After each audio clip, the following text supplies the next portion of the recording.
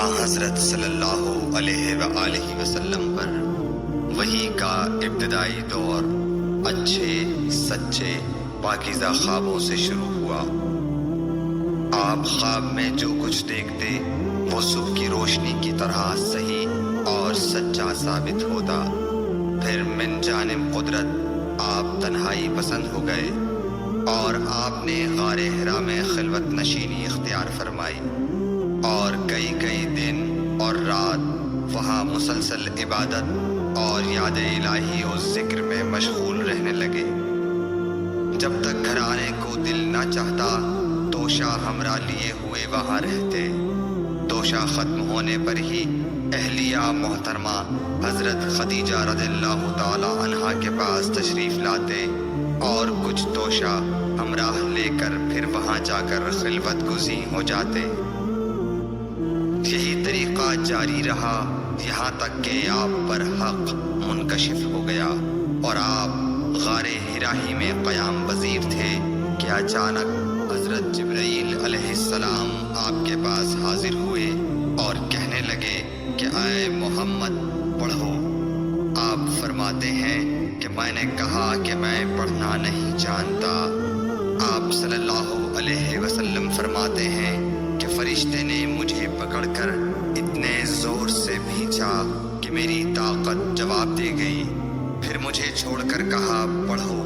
میں نے پھر وہی جواب دیا کہ میں پڑھا ہوا نہیں ہوں۔ اس فرشتے نے مجھ کو نہایت ہی زور سے بھینچا کہ مجھ کو سخت تکلیف محسوس ہوئی۔ پھر اس نے کہا کہ پڑھ۔ میں نے کہا میں پڑھا ہوا نہیں ہوں۔ فرشتے نے تیسری بار مجھ کو پکڑا اور تیسری مرتبہ پھر مجھ کو بھینچا۔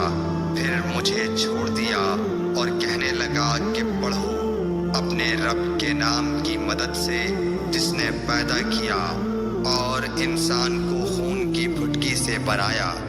پڑھو اور آپ کا رب بہت ہی مہربانیاں کرنے والا ہے۔ بس یہی آیتیں آپ حضرت جبرائیل علیہ السلام سے سن کر اس حال میں غار حرا سے واپس ہوئے کہ آپ کا دل اس انوکھے واقعے سے کانپ رہا تھا۔ آپ حضرت خدیجہ کے ہاں تشریف لائے اور فرمایا کہ مجھے کمبل اوڑھا دو، مجھے کمبل اوڑھا دو۔ لوگوں نے آپ کو کمبل اوڑھا دیا۔ جب آپ کا ڈر جاتا رہا تو آپ نے اپنی زوجہ محترمہ حضرت خدیجہ رضی اللہ تعالی عنہا کو تفصیل کے ساتھ یہ واقعہ سنایا اور فرمانے لگے کہ مجھ کو اب اپنی جان کا خوف ہو گیا ہے۔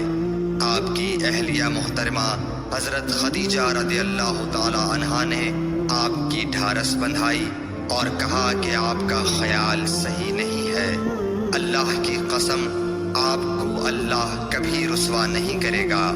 آپ تو اخلاق فاضلہ کے مالک ہیں۔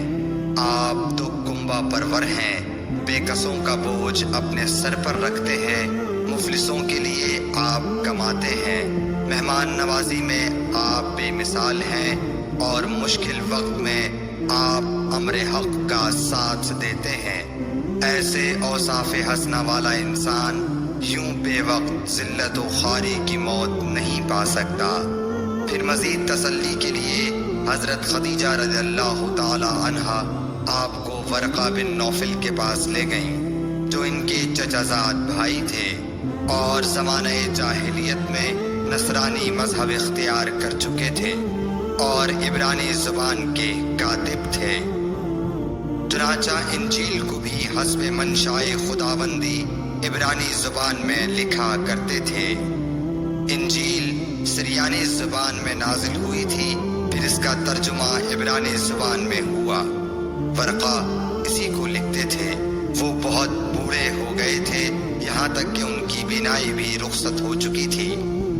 حضرت خدیجہ رضی اللہ تعالی عنہا نے ان کے سامنے آپ کے حالات بیان کیے اور کہا کہ اے چچا زاد بھائی، اپنے بھتیجے محمد صلی اللہ علیہ وسلم کی زبانی ذرا ان کی کیفیت سن لیجئے۔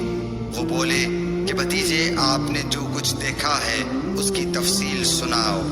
چنانچہ آپ صلی اللہ علیہ وآلہ وسلم نے از اول تا آخر پورا واقعہ سنایا، جسے سن کر ورقہ بے اختیار ہو کر بول اٹھے کہ یہ تو وہی ناموس معزز رازدان فرشتہ ہے جسے اللہ نے حضرت موسیٰ علیہ السلام پر وحی دے کر بھیجا تھا۔